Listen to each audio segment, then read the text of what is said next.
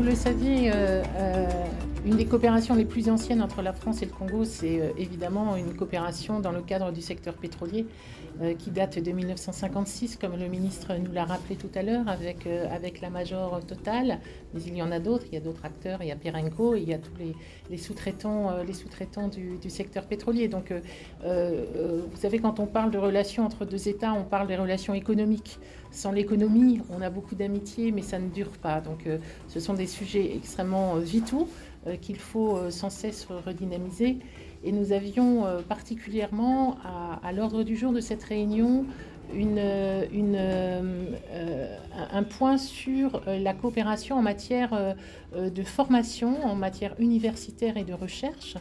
Le secteur pétrolier est un secteur qui évolue dans sa technique, qui évolue dans ses exigences, les exigences notamment liées à l'environnement, à la transition énergétique, aux résultats carbone, au bas carbone.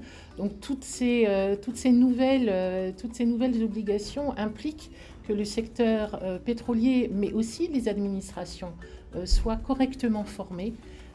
Encore une fois, il s'agit ici de pouvoir mettre à disposition de ce secteur extrêmement important pour la République du Congo des personnels qui trouveront un emploi et qui trouveront un emploi à la hauteur de l'exigence de l'employeur.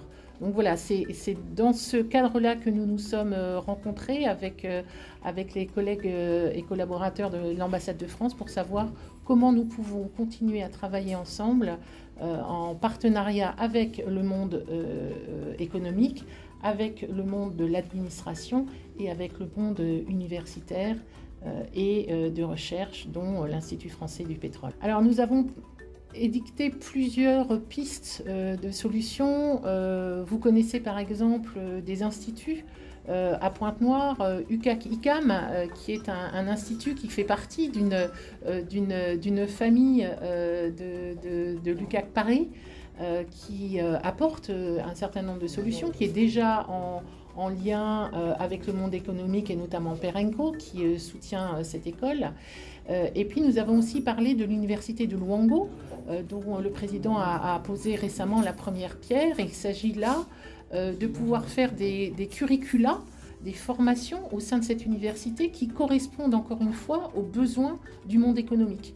Et ces curricula doivent pouvoir se fonder sur un répertoire des métiers. De quoi le monde économique a besoin pour que les formations, que ce soit les universités ou que ce soit des instituts, de quoi ont-elles besoin pour que ces institutions puissent apporter la qualité de l'enseignement, de sorte que ceux qui en sortent trouvent évidemment un emploi à la hauteur des exigences du monde économique.